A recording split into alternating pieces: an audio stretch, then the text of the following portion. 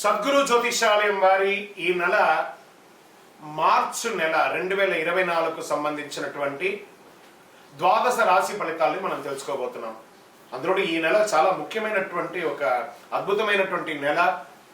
మన తెలుగు ఉగాది యుగానికి ఆది అయినటువంటి రోజు కూడా ఈ నెలనే రాబోతుంది. కాబట్టి ముందు మనం పూర్తి ఈ మార్చి వివరాలన్నీ తెలుసుకున్న తర్వాత ఉగాది ప్రత్యేక సంవత్సరికమైనటువంటి ఉగాది టు ఉగాది వరకు ఉన్నటువంటి రాశి ఫలితాలని త్వరలోనే మనం ఒక వారం 10 రోజుల్లోనే ఉగాది కంప్లీట్ ఒక సంవత్సర పంచాంగ శ్రవణం మరియు ఉగాది రాశి ఫలితాలు కూడా చెప్పడం జరుగుతుంది.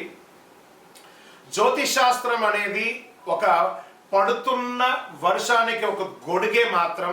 జ్యోతిష్ శాస్త్రం జీవితం కాదు, బాగా గుర్తుపెట్టుకోవాలి.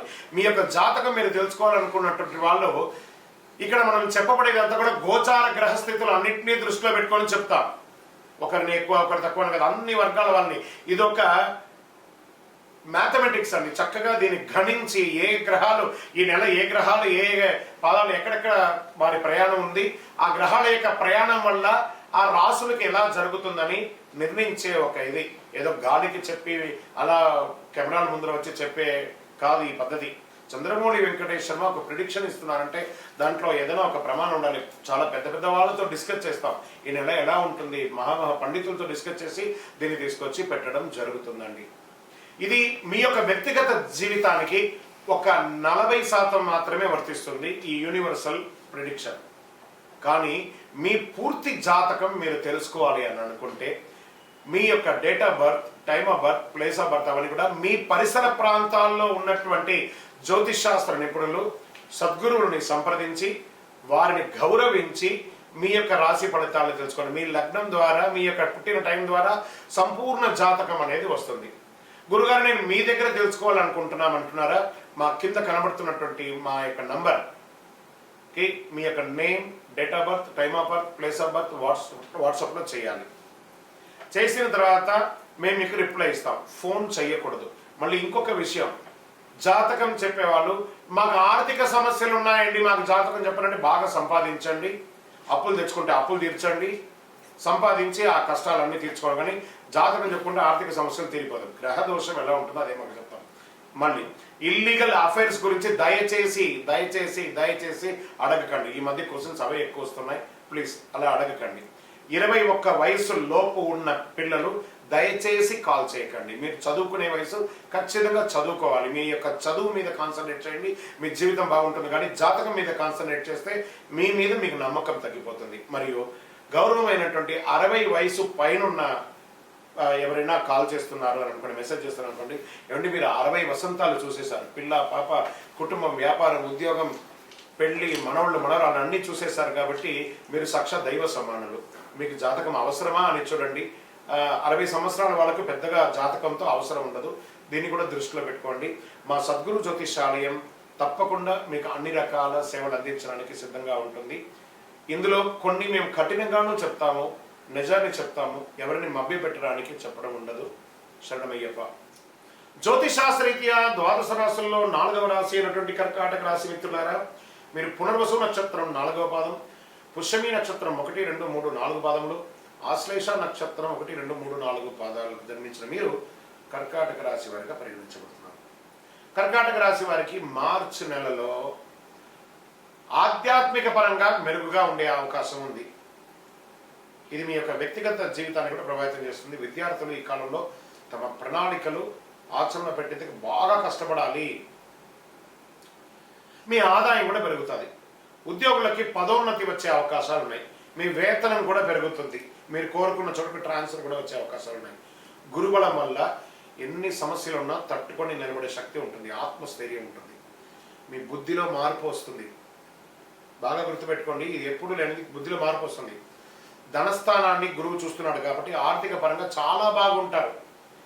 12వ స్థానాధిపతి నీచ స్థానాన్ని పొందడం వల్ల అగ్రిమెంట్ మరియు పెట్టుబడుల విషయంలో చాలా జాగ్రత్త వహిస్తూ ఉండాలి. శుక్రుడు శని కుజుల మధ్య ప్రయాణం కాబట్టి వాహనాలు నడిపేటప్పుడు జాగ్రత్త. ఫోన్ పెట్టుకుని మాట్లాడడం వల్ల చేయకండి. వివాహం కోసం ప్రయత్నం చేసే వాళ్ళకి ఇది అనుకూల సమయం. ఆర్థిక పరంగా అయితే చాలా బాగుంటుందండి. అష్టమ శని ఉండడం వల్ల కొంచెం నోటిలోనే శని భగవానుడు ఉంటాడు, జాగ్రత్త. ఎదుటి వాళ్ళతో మాట్లాడేటప్పుడు ఒక లిమిట్ పెట్టుకొని మాట్లాడండి. మీ స్థితిని మించి మాట్లాడకండి. ఎదుటి వారికి కూడా ఒక గౌరవం ఇవ్వాలనేది దగ్గరలో పెట్టుకొని మాట్లాడండి. మీకు మాత్రమే తెలుసు అనుకోవద్దు, మీకంటే ఎదుటి వారికి చాలా తెలుసు అనేది ఆలోచించుకొని మాట్లాడండి. ఇది మీ యొక్క రాశికి ఉన్నటువంటి ఒక గుణం. దాన్ని కొంచెం మార్చుకుంటే ప్రతి ఒక్కరిని ప్రేమగా మాట్లాడండి. ఏదో పెద్ద మీకు మాత్రమే బాగా తెలుసు, ఇంకెవరికి తెలియదని కాదు, మీకు తెలుసు, వారికి కూడా తెలుసు. ఓకే, అది దృష్టిలో పెట్టుకుంటే చాలు.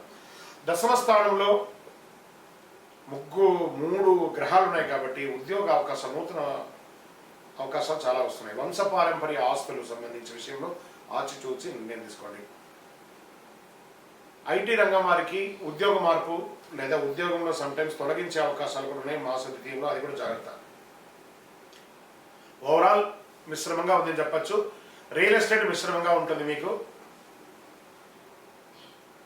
ఇక్కడ మీ పర్సనల్ జాతకం తెలుసుకోవాలంటే మీ పేరు, మీ యొక్క date of birth, time of birth, place of birth కింద నెంబర్కి రాసి వాట్సాప్ చేయండి. ఆ నెంబర్కి ఈ నెల మీకు లక్కీ డే అని చెప్తే ఆదివారం అని చెప్పచ్చు, అదృష్ట సంఖ్య 1 అని చెప్పచ్చు, అదృష్టం కలిగించే రంగు నీలం మరియు పచ్చ మీకు చాలా కలిసి వస్తుంది చెప్పచ్చు.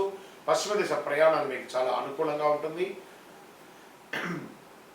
చంద్రాష్టమం మార్చి 8/3/2024 9:20 రాత్రి నుండి 10/3/2024 8:40 రాత్రి వరకు చంద్రాష్టమం ఉంటుంది. కాబట్టి కాస్త జాగ్రత్తగా ఉంటే చాలు. ఈ 2.5 రోజులు పక్కన ఉన్నటువంటి చక్కగా శివాలయానికి వెళ్ళి శివుడికి రుద్రాభిషేకం చేయండి. శివరాత్రి వస్తుంది, జాగరణ చేయండి, విశేషమైనటువంటి ఫలితాలు పొందుతారు. ఇంకనూ సకల దోషాలు తొలగి ఆనందంగా ఉండడానికి నవమూలిక సిద్ధ ధూపంతో ధూపం వేయండి. విజయవస్తు. ఈ ద్వాదశ రాశి ఫలితాలన్నీ చూస్తున్నటువంటి మా ప్రేక్షక మిత్రులారా, మీరందరూ కూడా ఆయురారోగ్య ఐశ్వర్య భోగభాగ్యాలతో ఉండాలని అఖిలాండ కోటి బ్రహ్మాండ నాయకుడి శ్రీ ధర్మశాస్త్ర అయ్యప్ప స్వామి వారిని ప్రార్థన చేస్తున్నాం. మీరు తిరుపతికి వచ్చినప్పుడు మన అయ్యప్ప స్వామి వారి 18 అవతారముల దేవాలయాన్ని బ్రహ్మశ్రీ డాక్టర్ చంద్రమౌళి గురుస్వామి గారు నిర్మించారు. కపిల తీర్థానికి దగ్గరలో జీవకోన అనే ఒక ప్రాంతంలో జీవలింగేశ్వర స్వామి వారి సన్నిధానంలో ఈ అయ్యప్ప స్వామి వారి 18 అవతారాల దేవాలయం ఉంటుంది. వచ్చి దర్శనం చేసుకోండి. భగవత్కృపతో అనుగ్రహం ఉంటేనే ఆ దేవాలయంలో మనం అడుగు పెట్టగలం. అంత అద్భుతమైనటువంటి దేవాలయం. ఆ దేవాలయంలో వచ్చి స్వామివారిని దర్శనం చేసుకోండి. మీకోసం ఎప్పుడు మేము ప్రార్థన చేస్తుంటాం, మీరు క్షేమంగా ఉండాలని. వందే మాతరం, వందే మాతరం, వందే మాతరం. చంద్రమౌళి వెంకటేష్ శర్మ గురుస్వామి శరణమయ్యప్ప. రానున్న మార్చ్ 8వ తారీఖున 2024 ఈ ప్రపంచానికి మహాశివరాత్రి పర్వదినం. ఎంత అద్భుతమైనటువంటి దినం అంటే అది. అసలు మహాశివరాత్రి అంటే ఏంటి, ఆ రోజు పాటించవలసినటువంటి ముఖ్యమైనటువంటి అంశాలు ఏంటి, దాని గురించి మనం ఇప్పుడు తెలుసుకుందాం. అసలు శివరాత్రి ఎలా చేస్తారు, ఎలా వచ్చింది, ఆ రోజు ఎందుకు చేస్తున్నాం అని కూడా. భారతీయ హిందూ సంప్రదాయ పండుగల్లో తిథుల్లోనూ నక్షత్రాలను ముడిపడి ఉంటుంది. కాబట్టి కొన్ని పండుగలు తిథులు మరియు కొన్ని పండుగలు నక్షత్రాలు ప్రధానమవుతాయి. ఈ పద్ధతిలో ప్రతి నెల బాగా గుర్తుపెట్టుకోవాలి. చాంద్రమాన ప్రకారము కృష్ణపక్షమిలోని ప్రదోష వ్యాప్తి గల చతుర్దశి తిథిని మహాశివరాత్రి అంటారు. ఇది మంచి ఒక ఉపవాసాలకి వ్రతాలకి ముఖ్యమైనట్టుగా భావించవచ్చు. శివునిగా కొలుస్తారు అందరూ కూడా. సూర్యాస్తమ సమయమునకు 6 గడియలు ప్రదోష కాలం అంటారు. ఈ మాఘమాసంలో కృష్ణపక్ష చతుర్దశి అర్ధరాత్రి వ్యాప్తి చెంది ఉన్న రోజున మహాశివరాత్రిగా పరిగణించబడుతుంది. ఇది ఎవరో చెప్పడం కాదు, ధర్మసింధువులో నిర్ణయించబడింది. ఇది శాస్త్ర గ్రంథాలు తెలుపుతున్నారు. అమావాస్యకు ముందు వచ్చే కృష్ణపక్ష చతుర్దశి నాడే శివరాత్రి జరుపుకోవాలి అని నిర్ణయం ఉంది. మరి సంక్రాంతి పండుగ తర్వాత వచ్చే మొదటి పండుగ అండి యొక్క శివరాత్రి. అన్ని పండుగ పగటిపూట జరుపుకుంటే ఈ పండుగ మాత్రం రాత్రిపూట జరుపుకుంటాం. మహాశివరాత్రి రోజు అర్ధరాత్రి 12 గంటలకు జ్యోతిస్వరూపుడైనటువంటి శివుడు లింగ రూపంలో దర్శనమించి పవిత్ర ఆ యొక్క పర్వదినంగా భావించవచ్చు. లింగోద్భవ సమయం అంటారు. శివరాత్రి రోజు పగలంతా ఉపవాసం ఉండి, ఉపవాసం అంటే ఉపవసించడం, భగవంతునికి దగ్గరగా వారి నామస్మరణ చెప్తూ ఓం నమో నారాయణాయ, ఓం నమ శివాయ, ఓం నమో గోవింద, గోపాల, అయ్యప్ప, స్వామి శరణమయ్యప్ప, మనకి ఇష్టమైనటువంటి నామంతో దేవుడి దగ్గరగా వసించడమే ఉపవాసం. ఉపవాసం అంటే నేను అన్నం తినని చెప్పి పాలు, పండ్లు, బాదం పళ్ళు అవన్నీ తాగడం కాదు. ఉపవాసం అంటే దైవనామస్మరణతో వసించడం, ఉపవసించడం అనే అర్థం. ఆ ఉపవసించి రాత్రి సమయంలో శివుడి అనుగ్రహం కొరకు నిద్రపోకుండా జాగరణతో ఉండి మేలుకొని భక్తి శ్రద్ధలతో బాగా వినండి, అభిషేకాదులు, పూజలు, రుద్రాభిషేకాలు, మహన్యాసాలు ఇవన్నీ కూడా చేసి చక్కగా స్వామివారికి పూజ చేస్తారు. అందుచే దాన్ని శివరాత్రి అంటారు. ఇది హిందువులకు ముఖ్యమైనటువంటి పండుగ అని కూడా చెప్పచ్చు. అత్యంత పుణ్యప్రదమైనటువంటి రోజు మహాశివరాత్రి. హిందువులు ఎంతో గొప్ప పర్వదినంగా జరుపుకొని శివుని ప్రసన్నం చేసుకుంటారు. మహాశివరాత్రి రోజు ముఖ్యంగా ఏవేవి పాటించాలి? ఉపవాసం ఉండొచ్చు, రాత్రి జాగరణ చేయొచ్చు, శివనామస్మరణతో అభిషేకాలు చేయొచ్చు. ఇలా చెప్పడం జరుగుతుంది. శివుడు లింగోద్భవమూర్తిగా అవతరించినప్పుడు దీన్ని ఎలా చేశారు అని చెప్తే ఒక కథ కూడా దీనికి ప్రమాణం ఉందట. శివరాత్రి ఏ రోజు వచ్చిందని చెప్పి లింగోద్భవమూర్తిగా అవతరించడానికి ఒక పురాణ కథ ఉంది. ఒకానొక రోజు బ్రహ్మ విష్ణు మధ్య మాట పెరిగి వారి ఇరులో నువ్వు గొప్పనా నేను గొప్పనా, నువ్వు గొప్పనా నేను గొప్పనా అని తెలుసుకోవాలనే విషయంలో బాగా గొడవపడిపోతారు. ఇద్దరు ఎవరు తగ్గేటట్టుగా లేరు. ఇవన్నీ చూస్తున్నటువంటి శివుడు వారికి తన శక్తిని చూపించడానికి మాఘమాస చతుర్దశి తిథి రోజు వారిరువురికి మధ్య జ్యోతిర్లింగ రూపంలో దాల్చాడు. బ్రహ్మ విష్ణువు లింగాకారంలో ఉన్న ఆ శివుని యొక్క ఆది అంతం తెలుసుకొని రమ్మని చెప్పి పంపిస్తాడు. విష్ణువు వరాహ రూపం ధరించి లింగాకారంలో ఉన్నటువంటి శివలింగం అడుగు భాగానికి వెళ్తూ, మరోవైపు బ్రహ్మ తన హంస భాగానికి పైకి వెళ్తూ ఉన్నారన్నమాట. వీరిద్దరూ ఎంత ప్రయత్నించినా లింగం యొక్క అడుగు భాగం కనబడట్లేదు, లింగం యొక్క పై భాగం కనబడట్లేదు. మళ్ళీ వెతికి బాగా అలసిపోయి మళ్ళీ శివుడి దగ్గరికి వస్తారు. మేము నీ శక్తిని తెలుసుకోలేకపోతున్నాం నమశివాయ, ఓం నమో నారాయణ వెంకటేశ అని చెప్పి వాళ్ళందరూ ఒక్కొక్కరు అంతే అడుగుతుంటే శివుడు చిరునవ్వు నవ్వి మీలో ఎవరు గొప్ప అని పోటీతో వాదోపాదంతో ఉన్నదాన్ని గమనించి మీ పోటీని తగ్గించడానికి నేను ఈ లింగాకారం అవతరించవచ్చింది, వారి నిజ రూపాన్ని వివరించి చెప్పారు. అప్పుడు బ్రహ్మ విష్ణు శివుడు ఆధిక్యతను గ్రహించి పూజించి కీర్తిస్తారు. ఆ రోజే మహాశివరాత్రి పర్వదినం. ఇది పురాణ కథ అనమాట. శివరాత్రి నాడు ఏమేమి చేయాలి అని చెప్పి శాస్త్ర విధులు ఏమున్నాయంటే, మహాశివరాత్రి రోజు బ్రాహ్మ్య ముహూర్తంలో నిద్ర లేవాలి, ఇల్లంతా శుభ్రపరచుకొని శుచిగా తలస్నానం చేసి పూజా గది శుభ్రం చేసుకొని గుమ్మాలకు తోరణాలన్నీ కట్టి పూజా గదిలో ముగ్గు వేసుకొని రకరకాల పూలతో అలంకరించుకోవాలి. లింగాకారంలో ఉన్న శివుడికి శుద్ధ జలంతో, గంగా జలంతో, ఆవు పాడుతో, పంచామృతంతో, వివిధ రకాల అభిషేక ద్రవ్యాలతో అభిషేకం చేసుకోవాలి. బిల్వ దళాలు, బిల్వపత్రాలు, తుమ్మిగ పూలు, గోగు పూలు, తెల్లని పచ్చని పూలు, శివనామాలతో, శివ సహస్రనామాలతో, లింగాస్త్రంతో అన్నింటిలోనూ స్వామివారిని పూజ చేసుకోవచ్చు. ఉదయం 9 గంటల లోపు అభిషేకాలు చేస్తే పూజకు ఉత్తమ ఫలితమైన వస్తుంది. పంచాక్షరి మంత్రం, ఓం నమశివాయ పంచాక్షరి మంత్రం చెప్తుండొచ్చు. ఇంకేమేమి పెట్టచ్చు అంటే తాంబూలం, చిలకడ దుంప, అరటిపండు, జామ పండు, ఖర్జూర పండు ఇవన్నీ సమర్పించుకోవచ్చు. నిష్ఠతో శివాస్తోత్రం పంచాక్షరి మంత్రాన్ని పఠించాలి. ప్రాతకాలం నుండి పూజలు చేసుకుంటూ దైవనామస్మరణతో ఉండండి. మరణం చేసిన వారికి కాపాడేది మంత్రం అంటారు కాబట్టి పరమేశ్వరుని మనసులో నిరంతరం ధ్యానం చేసుకుంటూ ఆ స్వామివారితో మమేకమై కనెక్ట్ అవ్వడం, ఆ శివుని యొక్క రూపంలో కనెక్ట్ అవ్వడం. శివరాత్రి రోజు అర్ధరాత్రి 12 గంటలకు లింగోద్భవ సమయంలో గనుక శివుని అభిషేకించి ఆరాధిస్తే చాలా అద్భుతమైనటువంటి ఫలితాన్ని పొందుతారు. శివుడు అభిషేక ప్రియుడు. స్వామికి భక్తితో నీళ్లు ఓం నమశివాయ అని చేయండి. బ్రహ్మమురారీశ్వర అర్చిత లింగం ఆయనకు పోయండి, చక్కగా ఆనందపడతాడు. భక్తి ప్రధానం, దీనికి భక్తి మాత్రమే ప్రధానం, ద్రవ్యం కాదు ప్రధానం. చేసుకోవాలి. సాయంత్రం 6 గంటల నుండి మరుసటి రోజు ఉదయం 6 గంటల వరకు భక్తి శ్రద్ధలతో శివనామాలతో శివపురాణం మొదలు పెట్టుకొని చదువుకుని విశేషం పొందుతాడు. అందుకని శివరాత్రి రోజు సినిమాలు చూసుకుంటే అర్ధరాత్రి సినిమా చూసుకుని కూడా నేను జాగరణ చేస్తానంటే అది శివరాత్రి కాదు. మహాశివుడు అనేవాడు మాతృవాత్సల్యం కలివాడు కాబట్టి తల్లి బిడ్డలు ఏ విధంగా రక్షించుకుంటాడు, శివుడు తన భక్తులు కూడా అదే విధంగా రక్షించుకుంటాడు. ఎవరు భక్తితో పూజిస్తారు రక్షించుకోవడం. ఈ మహాశివరాత్రికి పగలంతా ఉపవాసం ఉండి రాత్రంతా జాగరణ చేసి మరుసటి రోజు స్నానం చేసి మహానైవేద్యంగా అన్నము కూరగాయలు వండి దేవునికి సమర్పించి పేదవాళ్ళకి దానం చేయాలట. ఫస్ట్ పశుపక్షాదులకి దానం చేయాలట.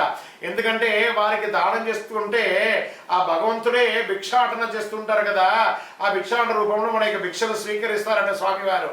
తదనంతరం మనం స్వామివారికి సమర్పించినటువంటి ఆ యొక్క శేషాన్ని మనం ఆరగించాలట. గోమాతకు ప్రదక్షిణ చేసి మరి పూజ చేయాలట. ఈ తంతు పూర్తి చేసిన తర్వాతనే తన ఉపవాస దీక్షను విరమించాలి అని ఎంతో పుణ్యప్రదం అన్నమాట ఈ యొక్క శివరాత్రి. భగవంతుని అనుగ్రహం వల్ల మనకు కలిగిన దానిలో మనకున్న సంపదలో ఇతరులకు పంచిపెట్టిన తర్వాత మనం స్వీకరించాలి. సాక్షాత్ పరమశివుడు తన భక్తుల బాధలను స్వీకరించడానికి భిక్షాటన చేస్తూ వారు చేసే దాన రూపంలో వారి యొక్క కష్టాన్ని, వారి యొక్క ఆ దారిద్ర్యాన్ని తీసుకొని ఐశ్వర్యాన్ని తిరిగి వారికి అనుగ్రహ రూపంలో అందిస్తున్నారట. ముఖ్యంగా మీ ప్రాంతంలో ఉన్నటువంటి శివాలయాల్లో ఏ రోజు మహాశివరాత్రి పర్వదిన వేడుకలు చేస్తారో ఆ రోజే ఆయా ప్రాంతాల్లో ఆధార ప్రకారంగా శివరాత్రి జరుపుకుంటారనేది ఉత్తమం. మీరు కూడా మీ ఇంట్లో చేసుకోండి, దేవాలయంలో చేసుకోండి, మిత్రులందరూ కలిసి చేయండి. మీరు అపార్ట్మెంట్లో ఉన్నారు, అందరూ కలిసి చేయండి, కానీ చెయ్యండి, అద్భుతంగా చేసుకోండి. ఓం నమ శివాయ, ఓం నమ శివాయ అని చెప్పి పులకించి పోండి. అఖిలాండ కోటి బ్రహ్మాండ నాయకుడు ఆ శివుడు బోళాశంకరుడు, భక్తశంకరుడు ఎంత అద్భుతమనంటే ఆయన్ని ప్రార్థిస్తే ఓం నమ శివాయని పిలుస్తాడట, సర్వాన్ని ఇచ్చేస్తాడ. ఆయన ఎంత గొప్పవాడు. నీలకంఠరా దేవా మముగానవా రావా, ఎంత అద్భుతం. నీలకంఠుడు ఆయన ప్రార్థన చేస్తే చాలట, సర్వం అనుగ్రహం ఇచ్చేస్తాడు. ఓం నమ శివాయ, ఓం నమ శివాయ, ఓం నమ శివాయ అని ఆయన ప్రార్థన చేయండి చాలు. చంద్రశేఖరుడు, ఆయన నటరాజుడు, కైలాసనాథుడు, బోళాశంకరుడు, ఆయన్ని ప్రార్థన చేస్తే మన జీవితం అంతా కూడా ధన్యం. ఓం నమ శివాయ, ఓం నమ శివాయ, మా ఓం నమ శివాయ. మా ప్రేక్షక మిత్రులందరికీ కూడా మహాశివరాత్రి శుభాకాంక్షలు. ఓం నమ శివాయ.